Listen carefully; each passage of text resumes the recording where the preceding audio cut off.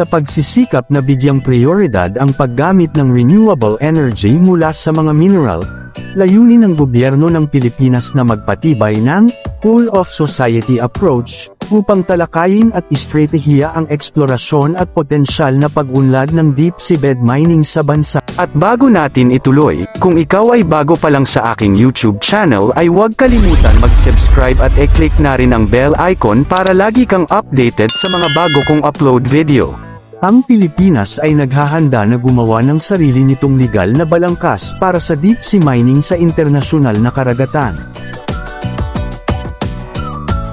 Ito ay para pataasin ang produksyon ng mga mineral sa ilalim ng dagat na may mataas na halaga habang nililimitahan ang potensyal na pagkasira ng kapaligiran na dulot ng mga aktibidad sa seabed, sinabi ng Department of Foreign Affairs.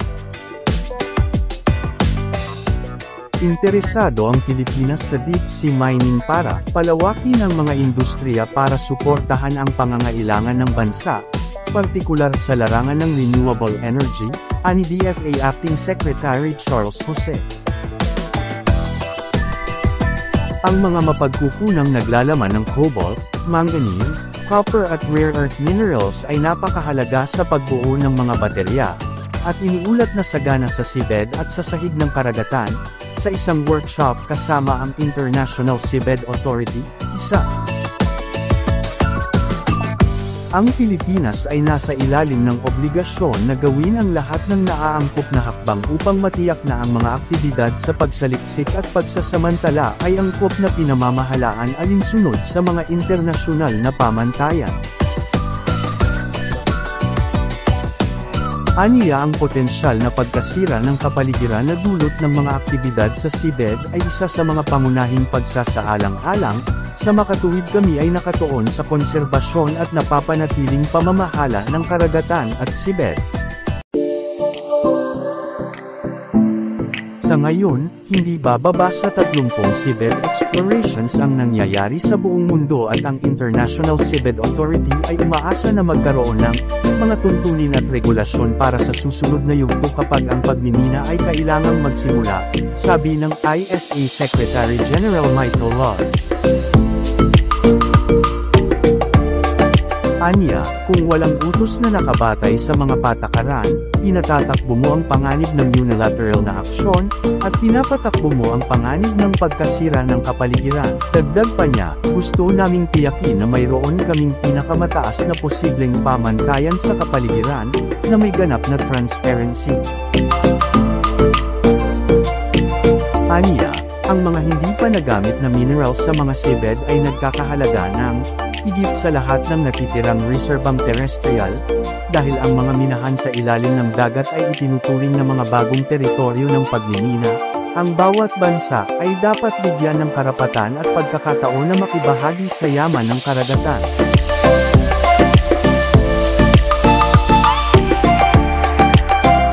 Ang ISA at ang DFA ay nagbo-host ng 2 araw na workshop sa Maynila upang harapin ang mga isyu na may kaugnayan sa malalim na dagat at talakayin ang isang posibleng balangkas na kailangan para makilahok ang bansa sa pagmimina sa karagatan. Sinabi ng Transportation Department na plano nitong igawad ang kontrata ng New Cebu International Container Port sa Oktubre sa Hanjin Heavy Industries at Construction. Sabi ni Transportation Undersecretary Emer Sarmiento sa sideline ng isang event noong nakaraang linggo, ibibigay ito sa nag-iisang bidder. Ito ay igagawad kay Hanjin para sa mga gawaing sibil. Nauna nang sinabi ng Department of Transportation, DOTR, na target nitong simulan ang pagtatayo ng New Cebu Container Port sa loob ng taon. Ang container port, na matatagpuan sa Tayod, Consolacion, Cebu, ay may kapasidad na 2,500 20-foot equivalent units at bibigyan ng 4 na key cranes. Sa budget na inilaan para sa pag-upgrade at pagpapaunlad ng port, karamihan ay ilalaan para sa New Cebu International Container Port, aniya, at idinagdag na ang Special Allotment Release Order, SARO, ay sinigurado ng department.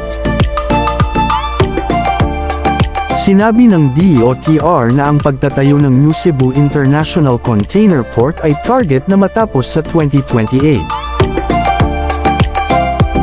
Noong 2018, lumagda ang Department of Finance ng $172.64 million loan agreement sa Export-Import Bank of Korea para sa proyekto. Magbibigay ang gobyerno ng 1.4 billion pesos o $26.09 million para sa proyektong daungan, na naglalayong ma-recognize ang kasalukuyang daungan sa lalawigan ng Cebu at magbigay ng mahusay at maaasahang infrastruktura ng transportasyon para sa tuloy-tuloy na daloy ng mga produkto at serbisyo sa rehiyon. Ang DOTR ay nagmungkahi ng 126 na daungan na nagkakahalaga ng 9 bilyon pesos para sa pagpapaunlad sa susunod na taon, na nasa itaas ng mga proyekto sa pagpapaunlad ng daungan ng Philippine Ports Authority. Gayunpaman, sa 126 na port na iminungkahi ng DOTR, 3 lang ang naaprubahan, aniya, na iniuugnay ito sa tight fiscal space.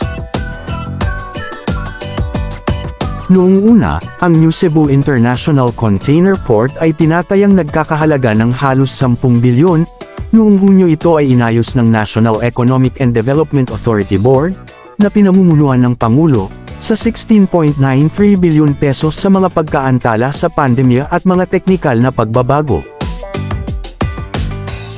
Ang New Cebu International Container Port ay itatayo sa ibabaw ng na-reclaim na lupain sa Cebu, na umaabot sa 25 ektarya na may 500 meter berth ang haba at 12 meter water depth.